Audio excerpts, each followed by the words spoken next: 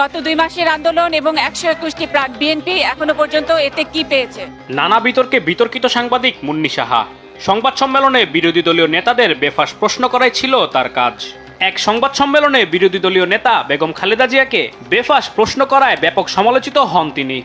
এবার বের হয়ে আসলো টেলিভিশন উপস্থাপক ও সাংবাদিক মুন্নী সাহার অবৈধ সম্পদের হিসাব। স্বার্থ সংশ্লিষ্ট ব্যাংক হিসাবে বেতনের বাইরে জমা হয়েছে 134 কোটি টাকা।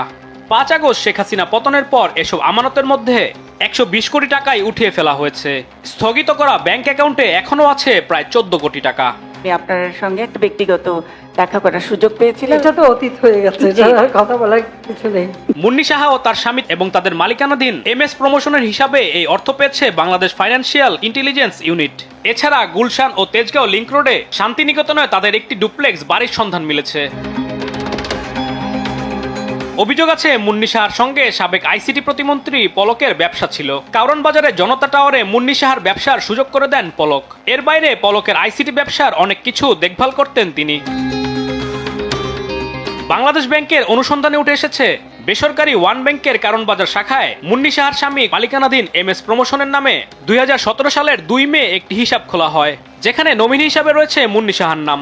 অন্যদিকে ব্যাংকটির চট্টগ্রামের খাতুনগঞ্জ শাখায় মাহফুজুল হকের মালিকানায় প্রাইম ট্রেডার্সের নামে 2004 সালের 21 জুলাই একটি হিসাব খোলা হয়।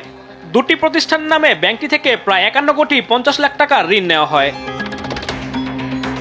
ঋণ পরিশোধ না করে বারবার সুদ মওকুফ ও নবায়ন করেছে ব্যাংকটি। এর মধ্যে 2017 সালেই সুদ মওকুফ করা হয় প্রায় 26 কোটি টাকা। 2019 সালের 29 সেপ্টেম্বর একটি উদাহরণ তুলে ধরে বলা হয়েছে, ওই দিন আলাদা 3টি চেকের মাধ্যমে এমএস প্রমোশনের হিসাব থেকে প্রাইম ট্রেডার্সের হিসাবে 56,50,000 টাকা স্থানান্তর করা হয়েছে।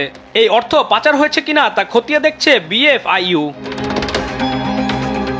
বাংলাদেশ ব্যাংকের প্রতিবেদনে বলা হয়েছে, ওয়ান ব্যাংকের খাতুনগঞ্জ শাখায় প্রাইম ট্রেডার্সের নামে চলতি হিসাব খোলা হয় 2004 সালের 21 জুলাই। নথি অনুসারে প্রতিষ্ঠানটি বিভিন্ন পণ্য আমদানি করে স্থানীয় বাজারে সরবরাহ করে।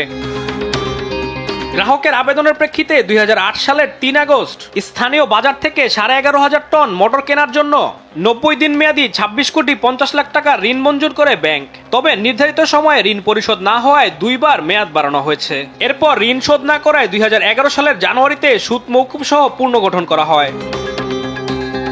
2012 সালের জুনে দ্বিতীয়বার এবং 2017 সালের ফেব্রুয়ারিতে তৃতীয়বার ঋণ পুনর্গঠন করা হয়। তৃতীয় দফা পুনর্গঠনের সময় সুদ মওকুফ করা হয় প্রায় 25 কোটি 78 লাখ টাকা। এক্ষেত্রে 3 মাসের প্রেস পিরিয়ড সহ 12 বছরের মেয়াদ এবং ভবিষ্যৎ সুদ আদায় বন্ধ রাখা হয়। বাংলাদেশ ব্যাংকের আপত্তির ফলে পরবর্তীতে ঋণটি 6 ধাপে 6 বছরে 13 কোটি 74 লাখ টাকা পরিশোধের সময় দেয় ব্যাংক, যা 2019 সাল পর্যন্ত কিস্তি দিলেও 2020 সালের পর আর পরিশোধ করা হয়নি। পরবর্তীতে 2021 সালে 8 কোটি 61 লাখ টাকার ঋণ 39টি সমান কিস্তিতে 2026 সালের আগস্ট পর্যন্ত সময় বাড়ানো হয়।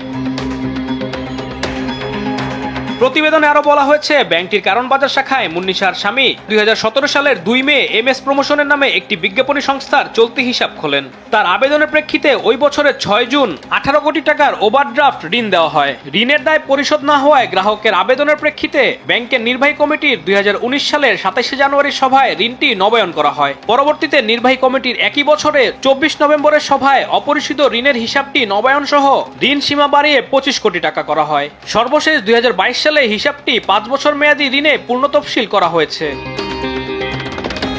যাত্রাবাড়িতে গুলিতে শিক্ষার্থী নাইম হাওলাদার নিহত হওয়ার ঘটনায় একটি মামলা হয়েছে।